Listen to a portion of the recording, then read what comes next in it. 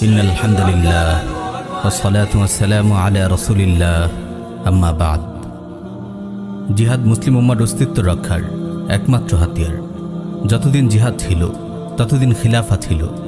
যতদিন জিহাদ ছিল মুসলিম উম্মার জানমালের নিরাপত্তা ছিল। যতদিন জিহাদ ছিল আমাদের মা বোনদের দিকে চোখ তুলে তাকানোর দুঃসাহসও কেউ করেনি। যখনই আমরা জিহাদ ছেড়েছি আমাদের খিলাফা ধ্বংস হয়ে গেছে। আমরা বিশ্ব নেতৃত্বের আসন থেকে ছিটকে পড়েছি। আমরা আমাদের জানমালের নিরাপত্তা হারিয়েছি। আজ গোটা পৃথিবীর কোথাও আমাদের মা বোনেরা নিরাপদে থাকতে পারছে না। আমরা কুফফার গোষ্ঠীর গোলামে পরিণত হয়েছি। আমরা কতটা অসহায় হয়ে পড়েছি দেখুন। যেই কাফিররা পৃথিবীর বিভিন্ন প্রান্তে প্রতিনিয়ত আমাদের রক্ত ঝরাচ্ছে, আমরা তাদের কাছেই আমাদের উপর জুলুমের বিচার নিয়ে যাচ্ছি। জাতিসংঘ নামক এক শয়তানি সংঘের কাছে আমরা আমাদের তাকদির সঁপে দিয়েছি। খোদ এই জাতিসংঘের প্রত্যক্ষ মদদেই আজ আমাদের প্রথম কিবলা বাইতুল মাকদিস আমাদের হাতছাড়া হয়েছে। ফিলিস্তিনে আমাদের রক্ত ঝরছে, কাশ্মীরে আমাদের রক্ত ঝরছে, আরাকানে আমাদের রক্ত ঝরছে, ভারতে আমাদের রক্ত ঝরছে, ইরাকে আমাদের রক্ত ঝরছে, সিরিয়ায় আমাদের রক্ত ঝরছে, ইয়েমেনে আমাদের রক্ত ঝরছে, পূর্ব তুর্কিস্তানে আমাদের রক্ত ঝরছে, আফগানে আমাদের রক্ত ঝরছে। পৃথিবীর প্রতিটি ভূখণ্ডে আজ আমরা নিপীড়িত, নিষ্পেষিত, আমরা লাঞ্ছিত, অপদস্থ। প্রিয় উম্মাহ, আপনি কি জানেন এর কারণ কি? প্রিয় নবী সাল্লাল্লাহু আলাইহি ওয়াসাল্লামের মুখেই শুনুন এই লাঞ্ছনার কারণ। সুনানে আবু দাউদে বর্ণিত একটি সহিহ হাদিস এসেছে। সাইয়্যিদুনা আব্দুল্লাহ বিন ওমর রাদিয়াল্লাহু আনহুমা বলেন, রাসূল সাল্লাল্লাহু আলাইহি ওয়াসাল্লাম ইরশাদ করেন, ইযা তাবায়াতুম বিল আইনা ওয়া আখাযতুম আযনাবাল বাকর ওয়া রাদিতুম বিজ-জার'i ওয়া তারাকতুমুল জিহাদা সাল্লাতাল্লাহু আলাইকুম দুল্লান লা ইয়ানজিউহু হাত্তা তারজিউ ইলা দীনিকুম। তোমরা যখন আইনা পদ্ধতিতে ব্যবসা করবে, গরুর লেজ আঁকড়ে ধরবে, কৃষিকাজেই সন্তুষ্ট থাকবে এবং জিহাদ ছেড়ে দেবে, তখন আল্লাহ তাআলা তোমাদের উপর এমন লাঞ্ছনা চাপিয়ে দিবেন, দিনের পথে ফিরে না আসা পর্যন্ত তোমরা এই লাঞ্ছনা থেকে মুক্তি পাবে না। প্রিয় ভাই ও বোন, রাসূল সাল্লাল্লাহু আলাইহি ওয়াসাল্লাম বলেছেন, জিহাদের পথে ফিরে না আসা পর্যন্ত আমরা এই লাঞ্ছনা থেকে মুক্তি পাবো না। আজ আমরা যে কেবল জিহাদ ছেড়েছি তা নয়, বরং কাফিরদের গোলামিকে নিজেদের বেঁচে থাকার উপায় হিসেবে গ্রহণ করেছি। আমাদের এক শ্রেণীর রহান আক্রান্ত মুনাফিক আলিম নিপীড়িত উম্মার সমস্যা সমাধানের জন্য কুফফার সংঘের শরণাপন্ন হওয়ার সবক দিচ্ছে। ফিলিস্তিন সমস্যার সমাধান নাকি কুফফার সংঘ করবে, আরাকান সমস্যার সমাধান নাকি কুফফার সংঘ করবে, কাশ্মীর সমস্যার সমাধান নাকি কুফফার সংঘ করবে। নাউযুবিল্লাহি মিন যালিক। যেসব নরপিশাচরা গোটা পৃথিবীতে মুসলিম উম্মার রক্ত ঝরাচ্ছে, তাদের কাছে কিভাবে আমরা জুলুমের বিচার চাইতে পারি?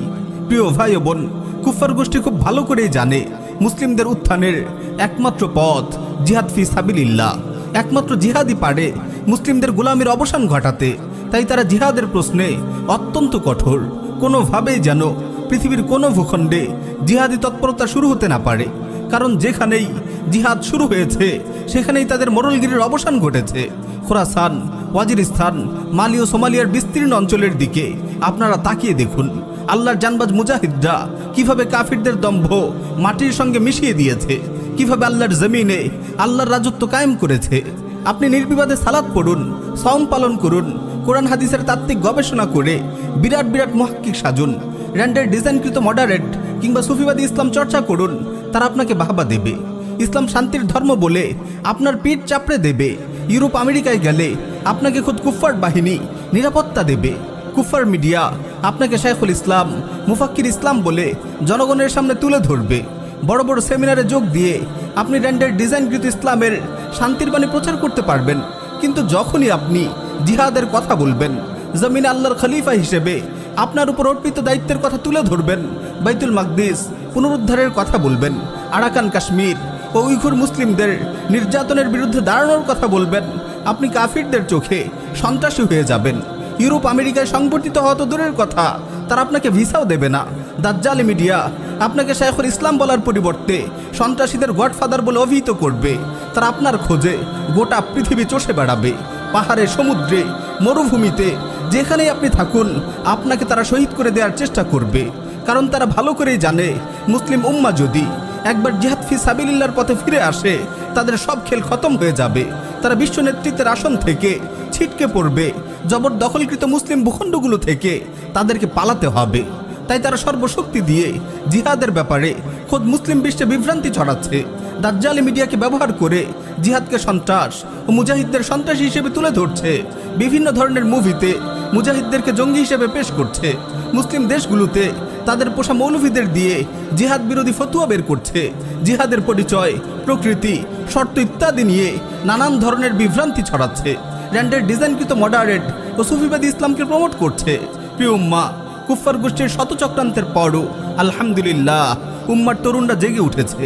তারা দাওয়া ইদাদ ও জিহাদের পথকে বেছে নিচ্ছে নিজেদের কেরিয়ার হিসেবে।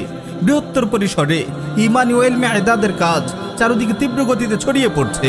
পৃথিবীর দিকে দিকে আজ তৈরি হচ্ছে উম্মার জানবাজ মুজাহিদরা। আফগানের সিংহরা গোটা পৃথিবীকে নাড়িয়ে দিয়েছে। সোমালিয়া ও মালিতে উম্মার সাহসী সন্তানদের পদভারে কাঁপছে কুফফার প্রাসাদগুলো। ইরাক, সিরিয়া, ইয়েমেন, কাশ্মীর, ফিলিস্তিন, পূর্ব তুর্কিস্তান সহ পৃথিবীর বিভিন্ন ভূখণ্ডে জান্নাতের বাজার গরম হয়ে উঠেছে। শাহাদাতের পাখায় ভর করে ঝাঁকে ঝাঁকে ফেরদাউস পানে উড়ে যাচ্ছে লক্ষ লক্ষ মুসলিম। সোনালী যুগের মতো সবর ও কুরবানির প্রতিযোগিতা চলছে পৃথিবীর অসংখ্য ভূখণ্ডে। পরিশেষে আমরা বাংলার মুসলিম ভাইদের স্মরণ করে দিতে চাই আল্লাহ রাব্বুল আলামিনের সেই দীপ্ত ঘোষণা, ওয়ালা নাবলুওয়ান্নাকুম হাত্তা না'লামাল মুজাহিদিনা মিনকুম ওয়াস-সাবিরিনা ওয়া নাবলুয়া আখবারাকুম। আমি তোমাদেরকে অবশ্যই পরীক্ষা করব যতক্ষণ না আমি তোমাদের মধ্য থেকে জিহাদকারী ও সবরকারীদের বেছে নিই এবং তোমাদের অবস্থা যাচাই করি। আমি তোমাদেরকে অবশ্যই পরীক্ষা করব যতক্ষণ না আমি তোমাদের মধ্য থেকে জিহাদকারী ও সবরকারীদের বেছে নিই এবং তোমাদের অবস্থা যাচাই করি।